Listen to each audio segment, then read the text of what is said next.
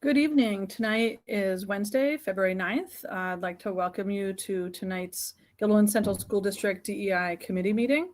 We're going to begin our meeting tonight with a Pledge of Allegiance. If you'll all join me, I pledge allegiance to the flag of the United States of America and to the republic for which it stands, one nation, under God, indivisible, with liberty and justice for all. Thank you. The first item on our agenda tonight is an approval of the minutes. So attached to the agenda are the minutes from our meeting from January 19th. Is there a motion to approve those minutes? Elizabeth, a second? Kelly, anybody have any questions or comments about those minutes? Seeing none, all in favor? Thank you all. Moving past that, we'll move on to the agenda items for tonight is the report from the subcommittees. So how about we start with the communications department tonight, or the communications subcommittee? We unfortunately did not get a chance to meet this month because of some pretty crazy schedules. Right now we're working on figuring out a regular meeting date so that we can have something in our calendars where we don't have to always rush to find a meeting, but we're still brainstorming our award idea, which is where we want to give a merit-based award to every level of schooling so that we can promote the diversity, equity, and inclusion committee standards in their schools. So we are still working on that. Fantastic. Thanks, Maxine. So that was communications. How about the engagement subcommittee? Yeah, so back to me for these, and engagement really focused on a couple of priority targets that we have, both long-term and short-term. And one of the things that arose as a short-term goal is trying to work explicitly with the PTAs in the different buildings. We feel that that's going to be a really, really powerful avenue for us moving forward. And also we have similar goals, because I know that one of the goals that the PTAs are working towards is trying to do work surrounding equity and parity for all students. And specifically, there's even a special target and focus on areas with students with disabilities too in regards to inclusion. So that's definitely one of the big areas that we are looking at for the short-term work. And then beyond that, we also wanted to do some work to support students as we get closer to May and what we hope can be the next anti-hate rally. So doing some supporting work, whatever form that takes for students. And a point of emphasis that we had was that this is really in terms of, being hands for students, not mouths. So we are not to determine the message that students want to send, nor are we to shape it. It's merely, all right, how can we help you carry out what it is that you would like to do? Fabulous. Thanks, Matt. Next, the research committee. We are meeting next week, so we're a little behind reporting this month, but we are continuing our work on the social studies curriculum with teachers, and Elizabeth has graciously agreed to join us. That's great. Thank you, Elizabeth. I'll give the report for the, Elizabeth, you had something to add? Is it okay to be on two subcommittees? I don't think that's something that we discussed. I'm for it. Yes, I know we have members that aren't members of the general committee being members, so I don't see why you couldn't be a member of both committees if you have the time to do that and are able to. I totally agree. Yep. Okay. Great. So there's a consensus there. Anything else about the research committee? Thanks, Leah. Thanks, Elizabeth. I'll report out on the audit committee, but please, audit committee members, if I'm missing something, please feel free to jump in. So we met, and I'd like to thank Dr. Rouse for joining us. Our recent conversations have really been about using an external consultant in order to perform pieces of the audit and what that will look like and what our role would be as a subcommittee. So Dr. Rouse joined us to discuss the audit, and we're looking at one company, Tangible Development, which is connected with BOCES and therefore is aidable, so would help with our costs. There's also another option, but it would be around the same costs. So at this point, Dr. Wiles has reached out to Tangible Development, and we're going to be in some initial talks with them. And we've started as a committee to outline some of the questions that we would want to ask as we met initially with the group. Anything else that I'm missing from our audit committee? Amy, I'll just jump in to say that since the committee met, I was able to get a meeting scheduled for tomorrow to talk through how they can customize their efforts to meet our particular needs. So we should have more information for next time. That's fantastic. Awesome. Thank you. And I know, Dr. Wiles, I know Joe sent out a new doodle poll. So do you want me to keep Deb apprised of when we meet so that, you can either, funnel through Regan and Matt, or you are welcome to join our meetings? If you keep Deb in the loop, that would be great. Mm-hmm. Will do. Okay. Anything else to add to any of the subcommittees or questions for the subcommittees? All right, we blew through that first agenda item pretty quickly. Mike, almost. Mike? Sorry. Are there other districts in the area that go with Intangible? Do we know of anybody else who's going with them that's BOCES aidable? The BOCES have used Tangible Development. I know Cap Region BOCES has, and I know Questar 3 BOCES have all used Tangible Development. I think when we met as a committee, Dr. Ross, correct me if I'm wrong, but we said that we didn't know of districts who had used them as an audit per se, but another thing that they do is provide DEI professional development, and that we know of a number of people who have used them for that and have gotten positive reviews. Awesome. Thank you. Mm-hmm. Yep. Nicole?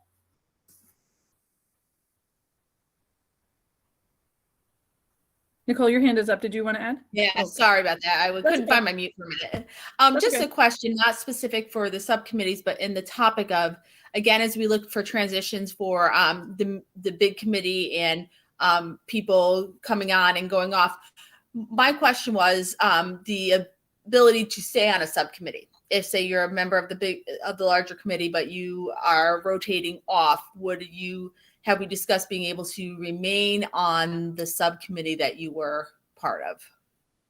I think that's a really good point that you bring up. We are going to talk in agenda item 4 about committee membership and the rotation of membership. But like we just mentioned about Elizabeth joining too, we do have people outside the committee on subcommittees. And so that could be a direction that the committee chooses to go in, that if people want to continue working with their subcommittee, I don't see any reason why that couldn't continue to happen. Not that it would be asked that you have to, but if you have the time and want to, that could be a possibility.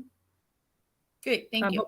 Yeah, absolutely. That's a great question to ask, especially as we get to number 4. Anything else on the subcommittees? All right, Matt, I'm going to hand it over to you to talk about the land acknowledgement. All right, thank you. So just we wanted to give an update on what's happened with that process. Something that we brought up a couple months back, and I'm grateful we've been able to take our time with it to make sure that we're doing it right. So following the information provided by the research subcommittee and kind of the aggregate data, Mike Lasser took point on this and organizing that into messages that we would put out, reach out to different nations. And so he and I met. Our first option was to try to do a call. We saw that sending an actual letter was seemed to be the main methodology used. So we have those sent out, and I want to say it was 3 different ones that we've sent out. So we're waiting for a response and for guidance from the Native nations themselves, just to make sure that we're proceeding in a way that's in accordance with what their wishes are. One thing that I can say, in addition to that, this morning I was able to attend a workshop, and part of that workshop, one session was specifically about ways that we can honor Natives in our practices and our day-to-day. And I think that an easy step that we can do is make sure that when we refer to names, that we use the names that they call themselves. So even in the draft acknowledgement, that's why I had Haudenosaunee people as opposed to Iroquois Confederation, because we want to make sure we're using the names that the natives call themselves. So that's just one piece that I think it's a step that from our general discussion here, we made sure that we were doing that right. And so we want to keep work going up on that front. Mike, is there anything else that you'd like to add for that? No, thank you, Matt. I think that I just dropped in the chat the actual email that was sent. Hopefully that everybody can open. Right now, it was sent out on Friday, January 28th, to the specific tribes that represent the areas in which we live. Unfortunately, as of yet, I haven't gotten any replies back, and I don't think Matt has either. I was thinking about waiting a little bit of time before maybe trying to get some phone numbers associated with it. The difficulty is 2 out of the 3 tribes do not have any phone numbers listed on their contact information.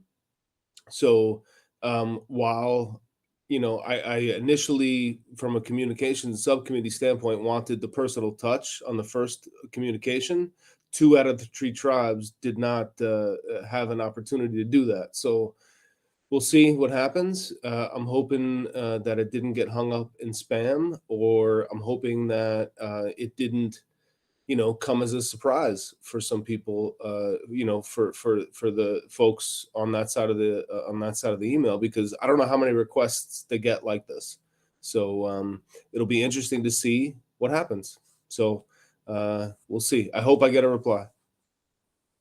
And thanks, Matt, for the help getting the email together.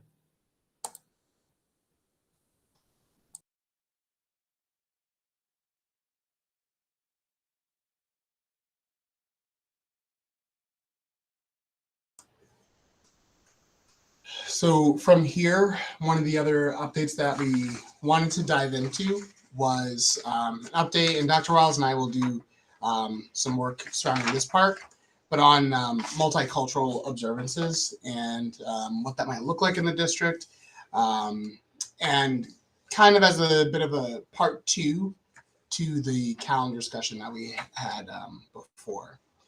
So attached to our agenda today were 5 different public comments made by students, and these were given at the last board meeting. So for some context, and please, Dr. Wiles, feel free to fill in any holes or any gaps.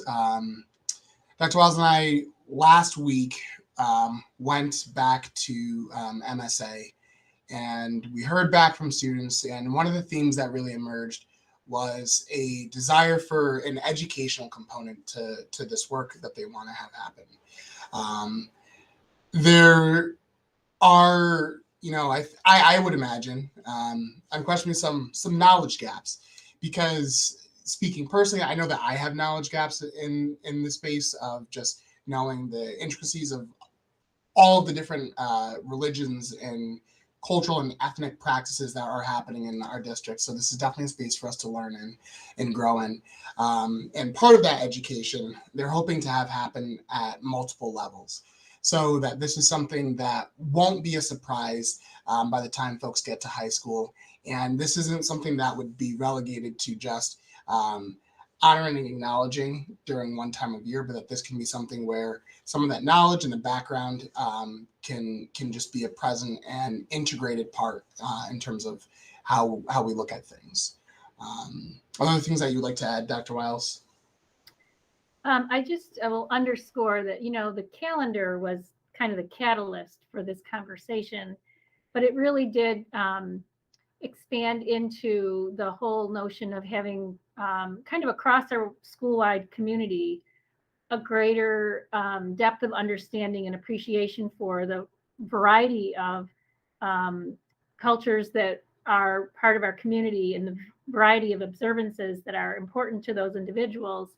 And how do we make sure people are aware, so students don't have to choose between a celebration and their chemistry lab, or their social studies test and spending time with their family on a very important holiday. So I think they're all woven together, and the group MSA that Mr. Pinchinat and I met with, they were brainstorming lots of ideas about how to be the engine of that education, at least around Eid and their culture and religion. They talked about making a video.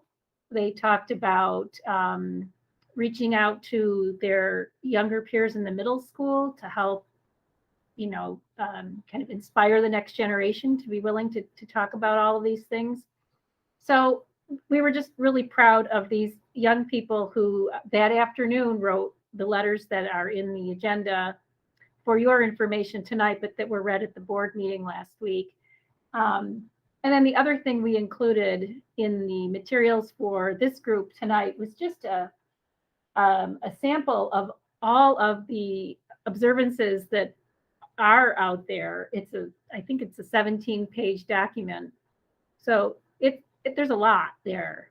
But we're committed to, we are a teaching and learning organization to continue to, focus on this as a topic and enhance everyone's understanding.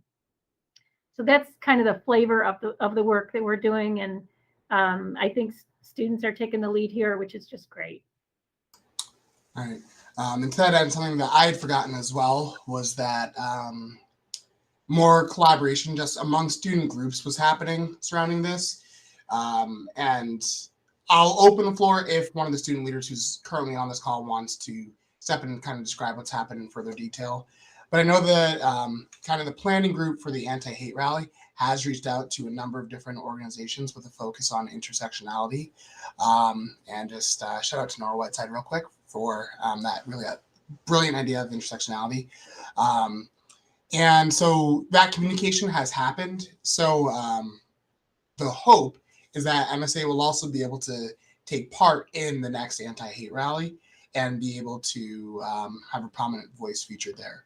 If any of the student leaders would like to add to that or correct anything I'm saying if it's not accurate, please feel free to do so. Okay. All right, excellent. Yeah, Mike Lester. Does the state ed department differentiate whether or not we can have an excused absence for religious purposes? Can we? Is that something we can explore? I don't know I know the 180-day requirement for instruction, but I'm wondering about the absenteeism policy, whether or not that's an opportunity to recognize our students who are requesting this. I think that our attendance policy reflects what state ed supports, which is that any absence for a religious holiday is excused. The challenge is that a lot of our students don't want to miss school because they miss instruction. They might miss an important test or a lab or, whatever it might be. So even though it's excused, they still want to be here, or it's excused and they come back to school afterward and they've got a ton of work to make up, which is very different than our other holidays where teachers try to wrap things up and take a break and everyone gets a break over the holiday and then come back and start again.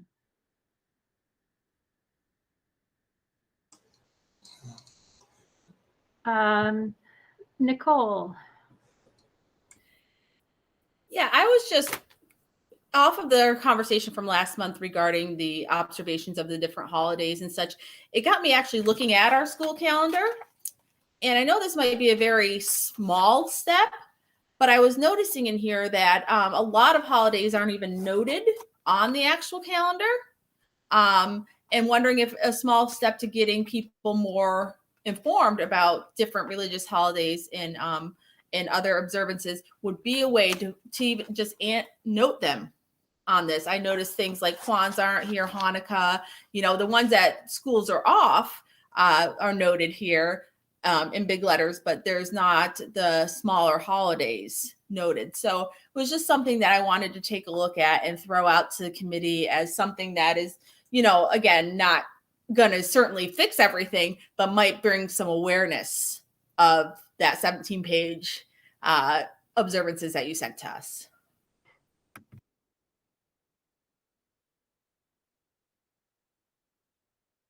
Let's see, Elizabeth and then Gloria.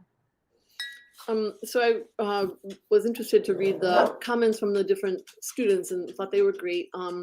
I guess it was Arisha Ahmed who said that Eid is like Christmas for Muslims. And so she said, imagine having to go to school on Christmas. And, we have a lot of Christian holidays off. So I said this last time too, but I think we could take one of those and not have it anymore and have Eid. We could take Good Friday, for instance.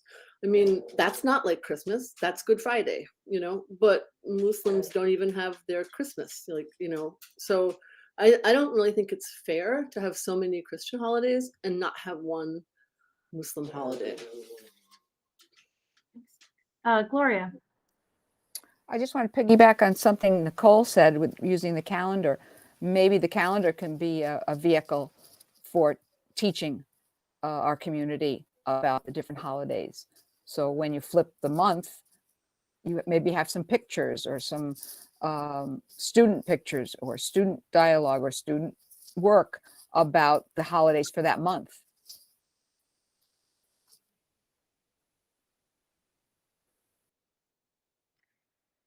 There is, just to give a little history, and then Barbara, over my 11 years here, we've gone around and around about what holidays are on the calendar, because typically space is limited in those little boxes. And so what do you include, and then what don't you include? So I think where we are right now is we include federal holidays, and then those holidays where we actually do close school. So Yom Kippur, Rosh Hashanah, Good Friday, and those might be it as holidays that are listed on there. Go ahead, Barbara. Oh, I just wanted to point out that, the two Jewish holidays that our district celebrates are very, very special days, but so is Good Friday. It's considered the most holy day of the Christian calendar. And so I would certainly be looking for other options. I certainly think we should, when the week comes up where Eid is being celebrated, also acknowledge that. Either cutting down snow days or whatever inventive things we can come up with. But I would really caution automatically just slicing away Holy, Good Friday as an option. Thanks, Barbara. Go ahead, Elizabeth. What are the Christian holidays that we have now? We have Christmas, Good Friday. What else? We have Easter. All right. No, Easter's on a Sunday. But then do we have Monday off of school? No. No. Is there not generally. What else do we have as a Christian holiday? Really, that's it. Oh, okay.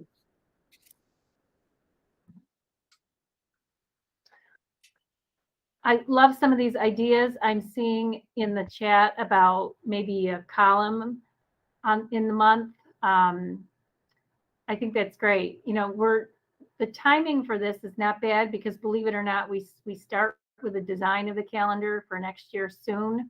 I mean, not so much the dates per se, although that's part of it, but also just, graphically, what's it going to look like? So I'll share that with our communications people, and maybe we can incorporate that in as a teaching tool. Go ahead, Amy. I wonder if that might be, a good thing for our communications subcommittee to work on. I think that there's a lot of I'll call it like complicated issues intersecting with just the publication of the calendar, like have already been not separate from what days we get off from school, right? But the communication of those holidays, to teachers and what they mean, the communication of those holidays to families. I would just make people aware that the idea of comparing one faith's holidays to another faith's holidays is not going to do the holidays justice, if that's a good way to put it. So, I know that sometimes it's a way to understand the gravity and the importance of holidays, but I would caution against phrasings like that. But I think there's a lot of ways that maybe the communication subcommittee could work on the education piece. And I think there's a lot to gain from the education piece, whether it be a column on the physical calendar, on a website, videos that get published, lots of different things. And I think it might be a great opportunity for families in our district to share how they celebrate different holidays and the different traditions that exist within our district.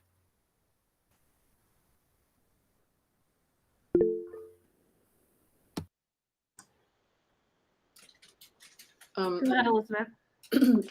I have a question. Is Good Friday celebrated by all Christians, just by Catholics? I don't know. Barb, maybe you know. I believe it's celebrated by all Christians, and I think the banks are closed on that day, or at least like from 12 to 3. I'm not exactly sure, but I'm pretty sure the banks are closed, and some businesses choose to do it.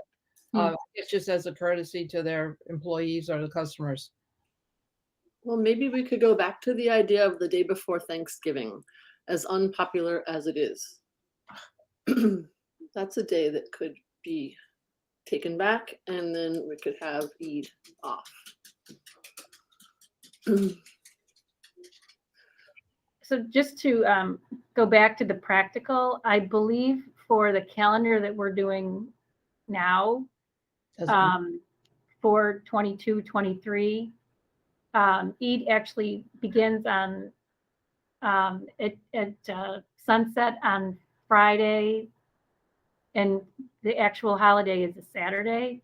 So I think for 22-23, it falls within the context of a weekend. The following year, so 23-24, it actually falls on April 9th. So I think as we think ahead to that calendar, potentially there is some discussion to have. Easter happens to fall very early that year. I think Good Friday is March 31st. So I don't know if we would have April break that early. Maybe that's one of the years when we push it off another week, and then Eid would fall in the middle of that break. So I think what we talked about is not only this year's consideration, but future year's consideration. And then the other piece I'll just mention is that, the holiday for the year we're in right now, 21-22, I don't know off the top of my head what the day is, but we have not accounted for it in any way in the calendar. So the education piece is actually more urgent for helping out these students in the year we're right in, in the next couple months.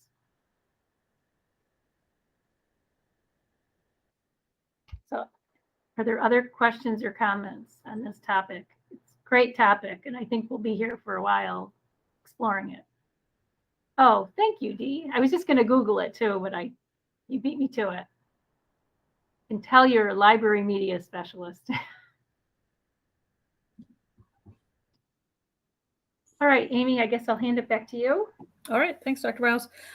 So again, moving along, the next item on our agenda is committee membership, which Nicole did some foreshadowing earlier in the meeting. So with the start of the second half of the year upon us, it's time to revisit the discussion of our committee membership.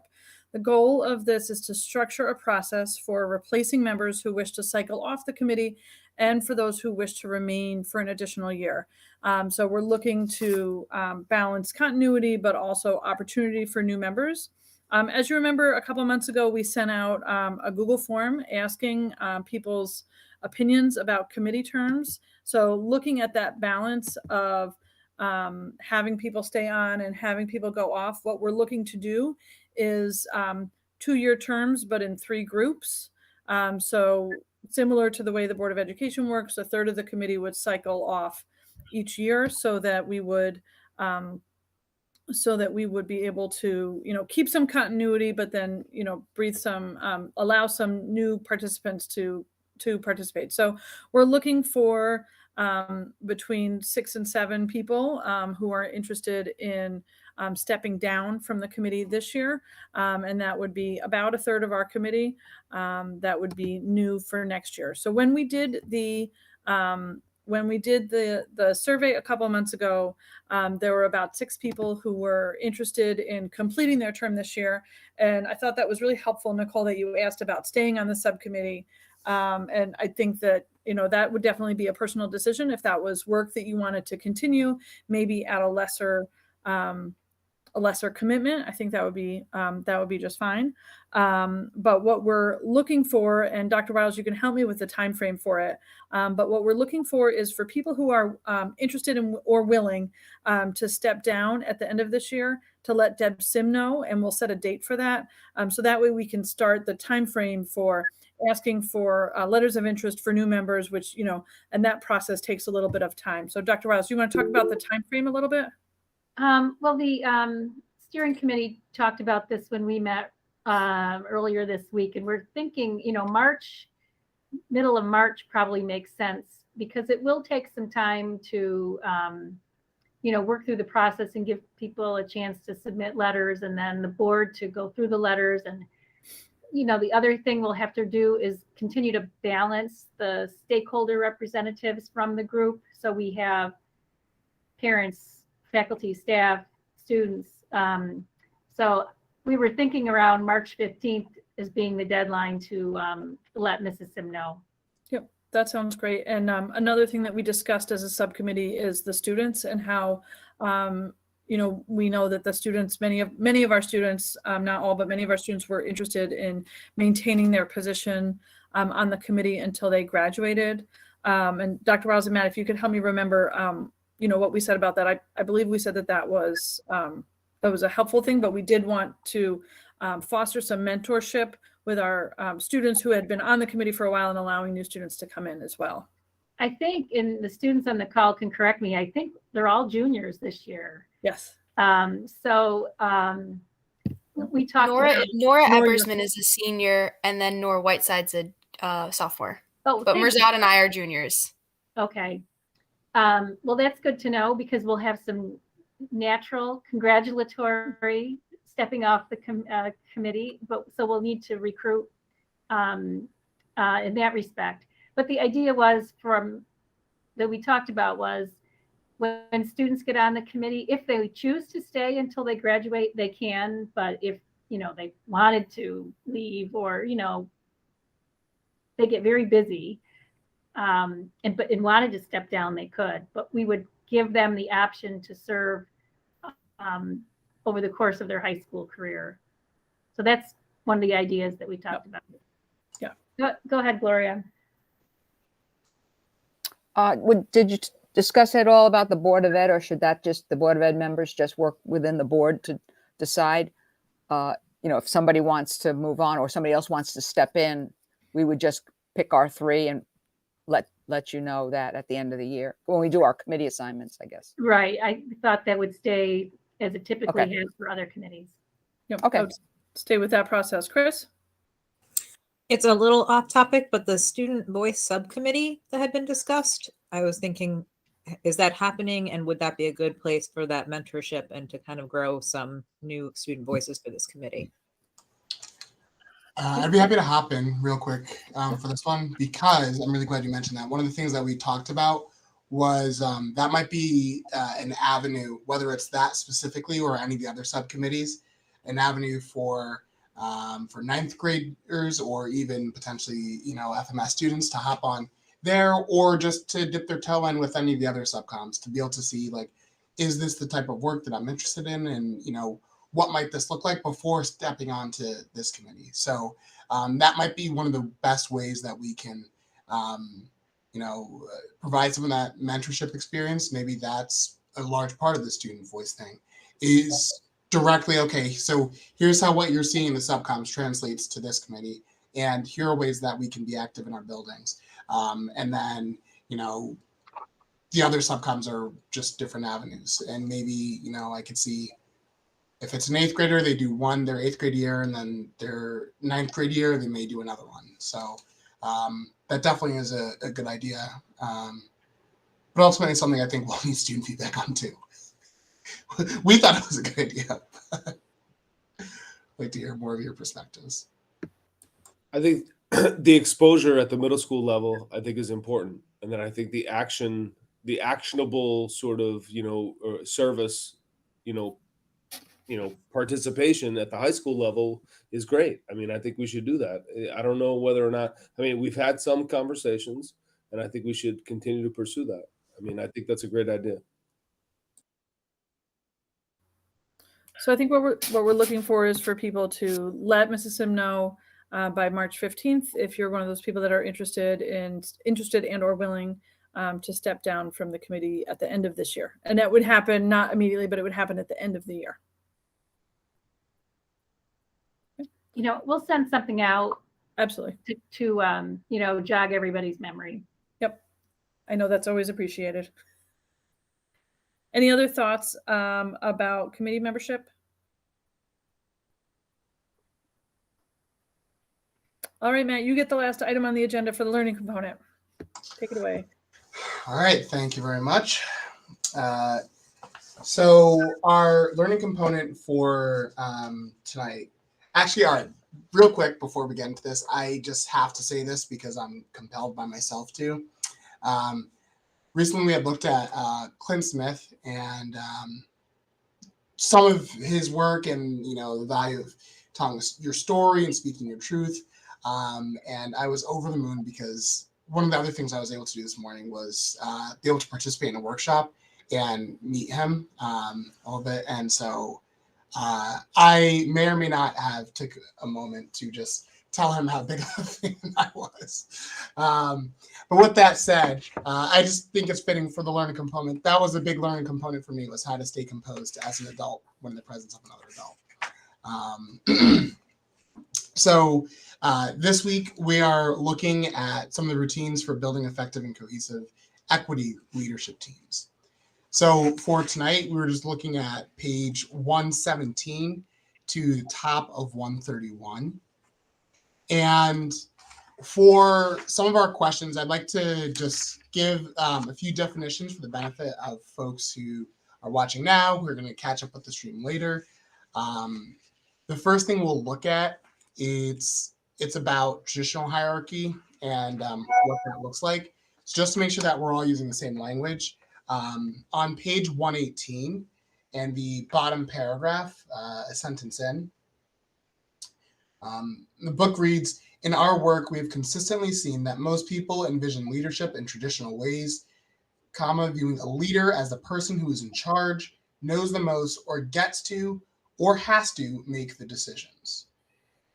So when we're talking about traditional leadership models, that's really what we're looking at.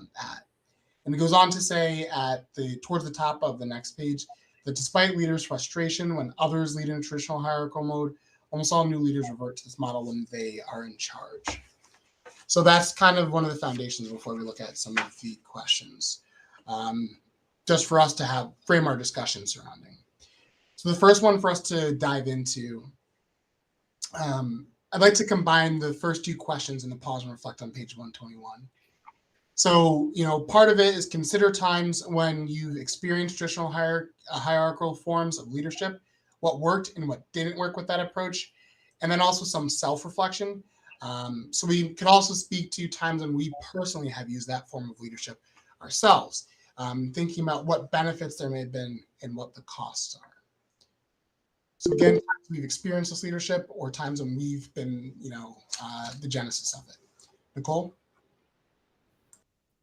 this learning component really just spoke to me too, just about currently what we're doing as a group and the convening of it. And just with the pause and reflect, when times with traditional forms of leadership were used are usually in times that I've seen crunch times where decisions have to be made quickly.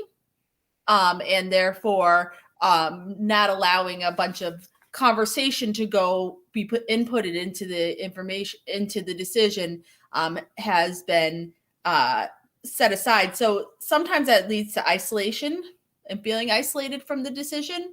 But it also has given the opportunity, if a decision has to be made quickly, for that to be done. So the times that I've been part of that traditional hierarchical form is I've felt isolated and said, well, why do you think in my head, why do you even want me here if you're going to make the decision? But being on the other end of it and managing individuals myself and knowing there's crunch time, that you still want to bring in and you try, I think, the best to bring in other people's ideas, but ultimately when decisions have to be made in a very timely or succinct manner, that the traditional form does work. So I think that's the balance. Thank you. Anyone else? Gloria? I was just thinking, my biggest experience has been through the Gilliland Central School District. When I started there back in the early 70s, 71, we've operated under a decision-making model known as shared decision-making. And so I grew up in my professional life with that kind of experience. The thing about it is it does take time. It takes a lot more time to get done. But I have to say, in the end, you get a much better product. And my experiences with that model have always been very, very positive. So I haven't had a lot of experience with the other. I know, as I think Nicole said, when you're time crunch, sometimes people in a position have to make, and sometimes with education, you get those kinds of situations where somebody has to make the decision then. But by and large, my experience was, and I left the classroom in 2007, in a very, it's a very positive way of behaving because people have ownership then in the decision. They may not be totally what they wanted, but pieces, they've been heard. And if the model is done well, they feel heard and validated, and then they support whatever the end result is. So. Absolutely. Leah? I was just going to say a point of view on times I've experienced hierarchical leadership, and kind of wanted to share that oftentimes, at least in my generation, I don't know about the younger generation, in families of color, were taught to survive in a hierarchical system.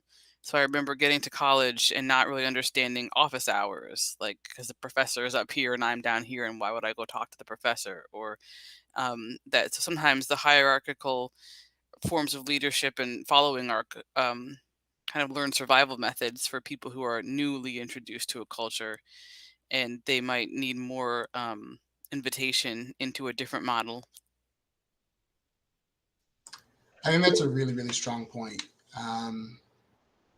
tying in our backgrounds to it. And I want to circle back to that because that ties very well to the next thing I wanted to look at this with. Before that, were there any other thoughts on this, times we've experienced or times we have created a traditional hierarchical process?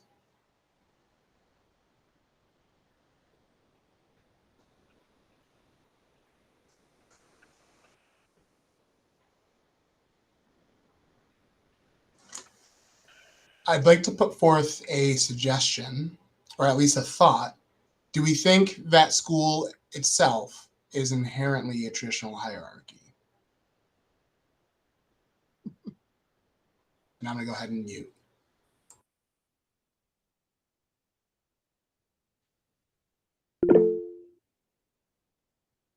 Go ahead, Amy. Yeah, I mean, I would say yes when you look at the traditional form of the classroom. And I think that Guilderland has always done a good job of being really progressive in many of our classrooms where, the traditional direct instruction, teacher is the sage on the stage. From student to teacher to principal, it's a very hierarchical system, but I think that we have the power as a school system to change that narrative, to change to, from the teacher student perspective, to change to a more listening model, to change to a more student-centered model. Even when you bring in discipline practices, when you bring in things that are more restorative, you're really listening to the root cause, right? It's not as much of a punitive, you did this, then that, but you get to the root cause and, and really have a more listening, everybody on a little bit more of a balanced playing field, so to speak. So yeah, traditionally, yes, but I do think we have the power to change that. And we have oftentimes. Definitely agree. Sandra, did you still have something you wanted to say? I saw your hand up earlier.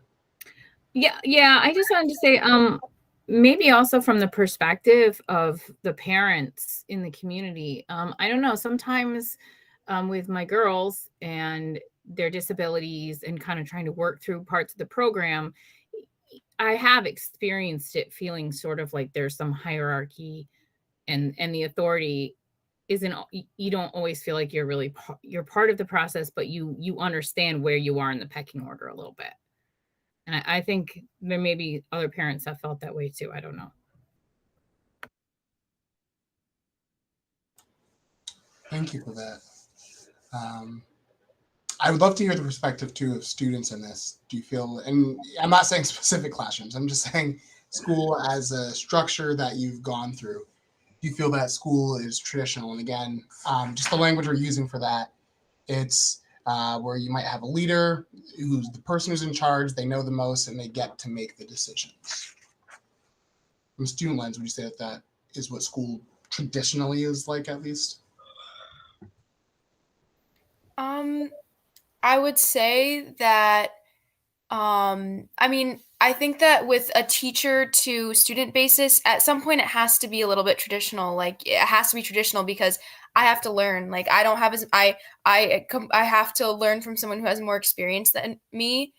And I see it among peers too. It's the whole group project dynamic where one person ends up taking over all the work because like they assume they know more than people, or they have been told that they are amazing leaders and that they should lead everything.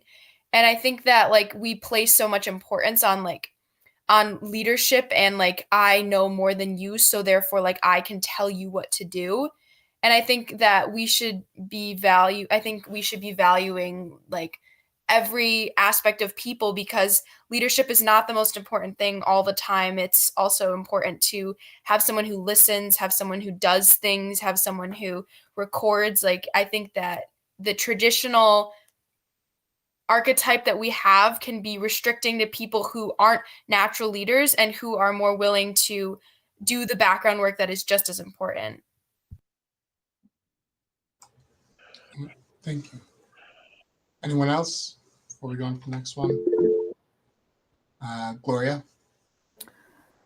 It's very strange. When I was working with an at-risk program, we had set up an at-risk program at the middle school, and there was a component of it that was the academic piece.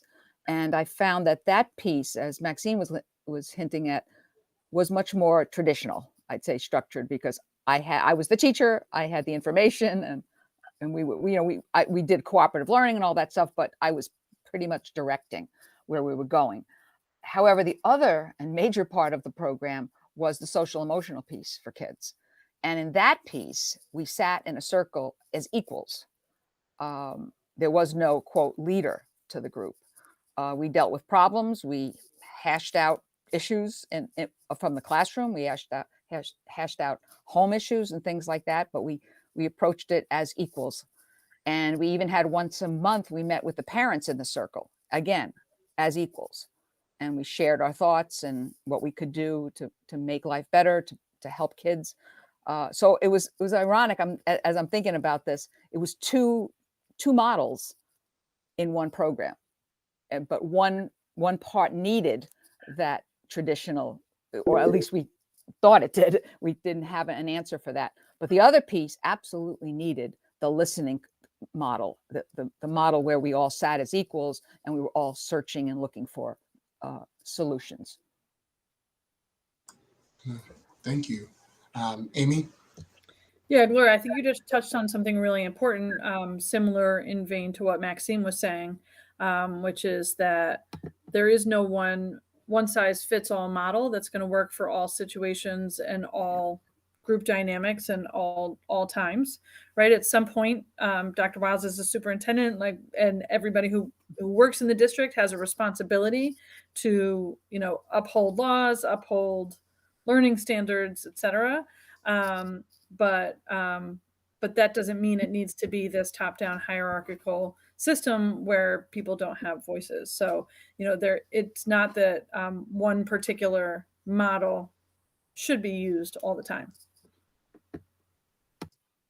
Yeah, thank you. Before we move on to the next one, I think I'll do a little bit of sharing on my own with this. In reading this section, I thought about what the student experience was like, or what it might have been like for kids who had me as a teacher. And I know I actively tried not to be sage on the stage, but then I think about things where the Regents is changing. So, okay, we have to learn this new style of writing, or things that I just in particular was really, really passionate about. How many times did I switch that dynamic? And my hope is that folks felt comfortable and safe to engage and like they were stakeholders in it. But I think it's one of those things that it just made me, do a little bit of pausing and reflecting, as the section implies. And so, yes, Leah. I just wanted to, I thought you might be coming off that topic, but just jump in with what you're saying, and also what was said earlier about sort of we revert to a traditional model in times of moving quickly. I think we also revert to that traditional model in times of crisis, and the pandemic has been a real move to top-down leadership. Schools waiting for the governor to decide things or the president to decide things, and we're really at a point where there could be a lot of ground lost on other models of leadership just because we've been in this crisis mode for 2 years. So it's really important to think about on a very broad level. Absolutely. And kind of to that end, in order for us to be able to engage in this, and even circling back to what you said earlier, I want us to migrate to the top of page 123 and to think about some of these tough questions that might impact our leadership styles and what that looks like. So the question we're really going to look at is that last one. But I want to give voice at least to the first couple sections that came before, just so folks know what we're working into. So the top bullet says, if you are white, which aspects of this privilege are you aware of? In what ways, if any, do you feel defensive about your privilege? If you are a cisgender male, what aspects of this privilege are you aware of? In what ways, if any, do you feel defensive about your privilege? As a school administrator or educator in another role, what are the various ways in which you have potential decision-making authority that can powerfully affect others' lives? When you're aware of this positional authority, when, if at all, do you forget or ignore it? How often do you consciously think about how you will use your authority to redistribute power and privilege to create more equity? So the entry point for us, because that's different for every single person on this call, I invite everyone to think about what privileges are hard for us to acknowledge. And if you feel comfortable doing so, I'd like to tack on why.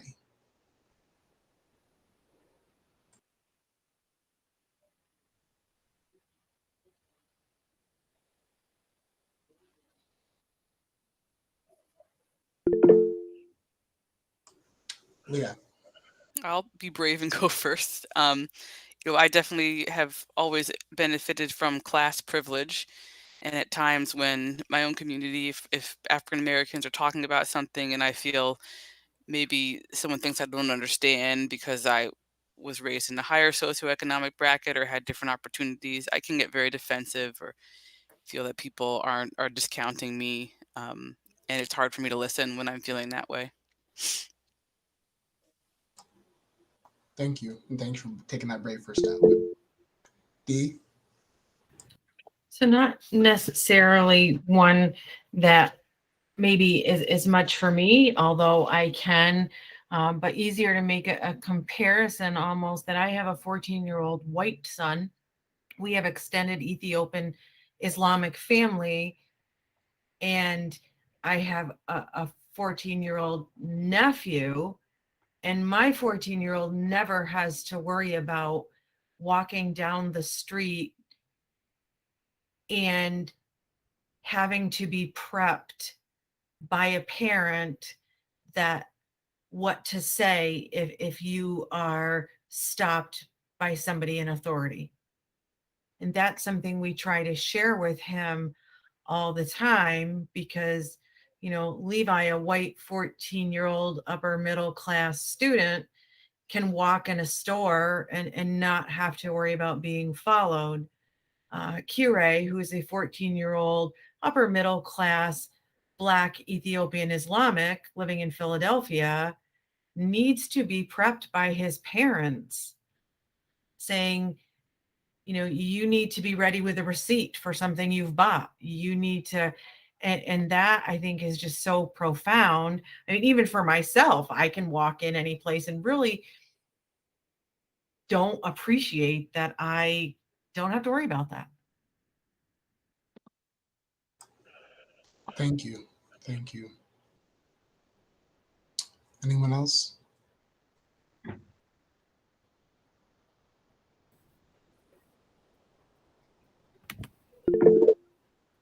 Nicole?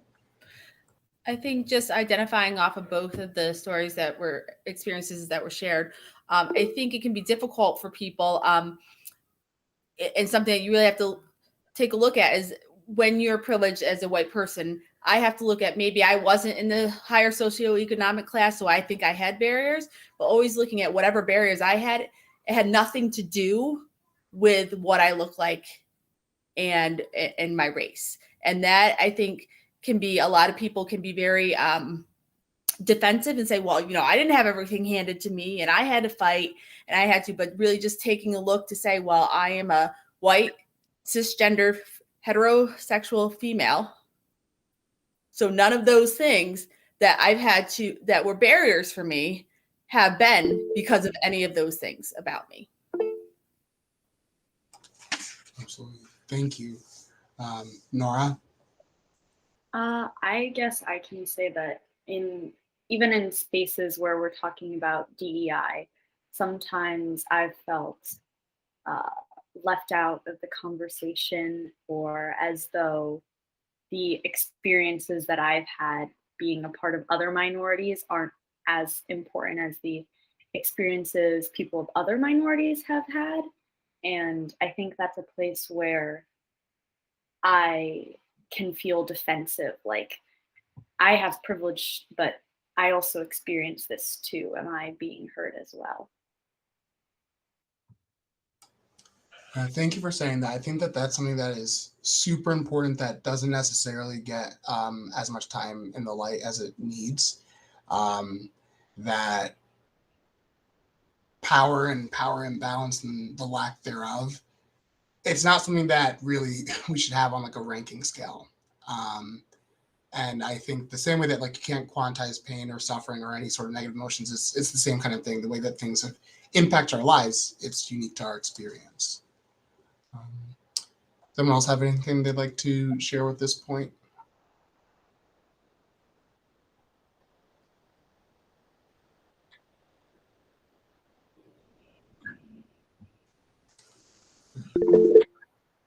Barb? Are you looking for just for general commentary of our reading of the chapter?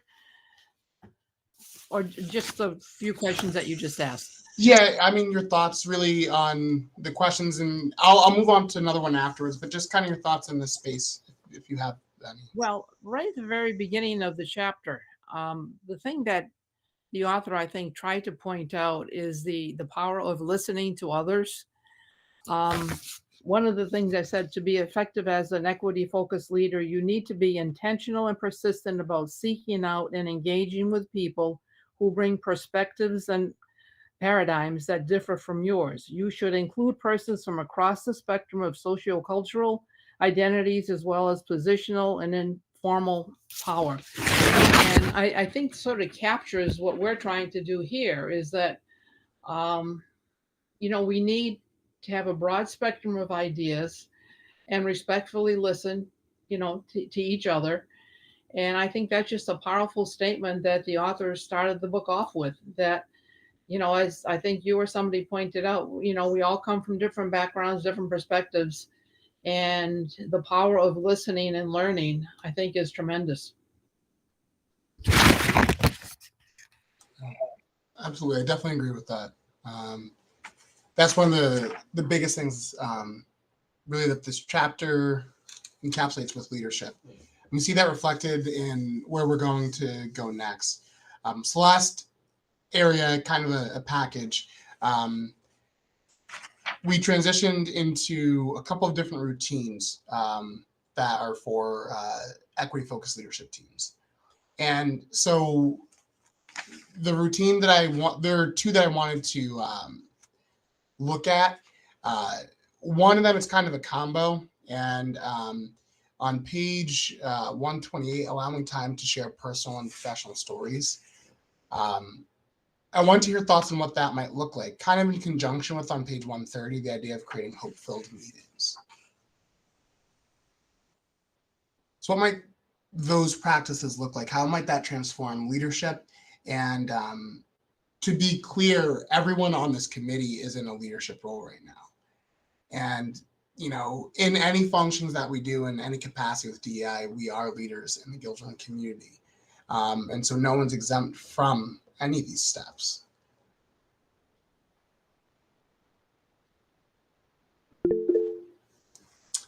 Nora and then Amy. I think that this book has provided us a lot of opportunities to share personal stories, and the prompts that we've discussed have allowed people to talk about their experiences and be sort of raw and honest in a way that other people can bounce off of, and we can all hear each other. And I like that a lot. I think this highlights the power of storytelling, which I think has been a theme of conversation over the last number of years, but allowing time to share stories and modeling of that story sharing, I think is really important. Not just allowing the time to share those stories, but also when you model sharing stories, you create the space and create the tone where it's not just accepted, but welcome and expected. And it also creates a tone of listening in the organization where people's stories are valued. And so I think the storytelling is not just powerful, but critical. Definitely agreed. Leah? Well, I think the presence of the students on this committee have made these hope-filled meetings. I mean, I hope the students, really feel that every time they talk, I feel like we're all smiling. We all feel encouraged. We feel like this is going in the right direction. So I think that the student presence has made this very hope-filled time.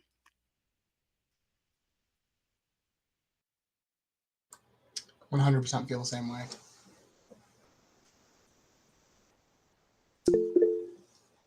Elizabeth? To go back to something Barb said, and also Gloria said, I was really struck in this book by the line that says, remember, you're not really listening unless you're willing to have your mind changed. So listening isn't just kind of listening with your ears, but it's really being open and letting your defensiveness kind of go, actively letting it go a little bit and listening to something that you might not agree with, and trying to hear the person out, and then watch other people listening to that person, and sort of little by little have your mind changed or opened a little bit. So I think we've been doing that a lot in our meetings, and it's been good. In our subcommittee meeting when we talked about the international fair, and I think Matt, you and also I were surprised that anybody would have any problem with an international fair. We thought they were just simply positive, just great. And so it was kind of like a little bit of a jolt to listen to the reasons why somebody might have a problem. So It's been a great experience of learning about more active listening, being on this committee.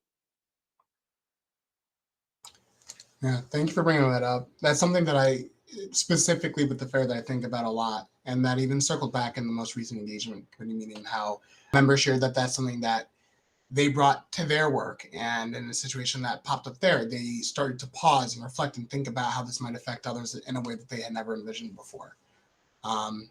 And in a very clear way to me, that is hope. That feeling that we all have space and our voices can be heard, but also that things can and will get better, and that we also can grow too.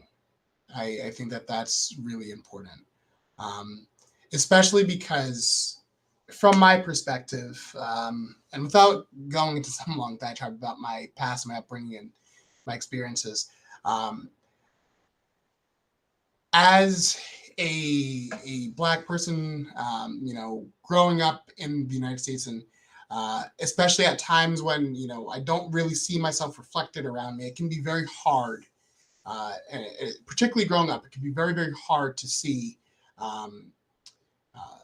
avenues for myself, and to see empathy, and to feel as if there was a community of people who cared about me simply because that was the human thing to do, and not having to try to prove that I belonged in any space that I entered, and that is something that is still a challenge to this day, to be honest. But I think that being in this space and seeing our students, it gives me hope that kids in the future are not going to have that as an obstacle. The different trips to our elementary buildings and seeing the amazing things that are happening with kids from kindergarten up, it gives me hope. Meeting with Mr. Laster and sending out a letter so that we might grow our own learning, it gives me hope. I think that in this work that is very necessary and intricately emotional, and can be just very heavy, the fact that we're doing it, this is a hope-filled meeting, and I really appreciate it. I appreciate everyone's time. And to that point of appreciating time, I'll say those are the last things that I had for everyone. If anyone else has anything they'd like to share from this chapter that stood out to them, more than happy to hear it. But I also don't want to say things just to say things. So if we are all good, absolutely. I would like to see if anyone would have a motion to adjourn our meeting. Barb, we have a second. Nora, okay. Thank you so much, everyone. Greatly appreciated, and look forward to seeing you soon.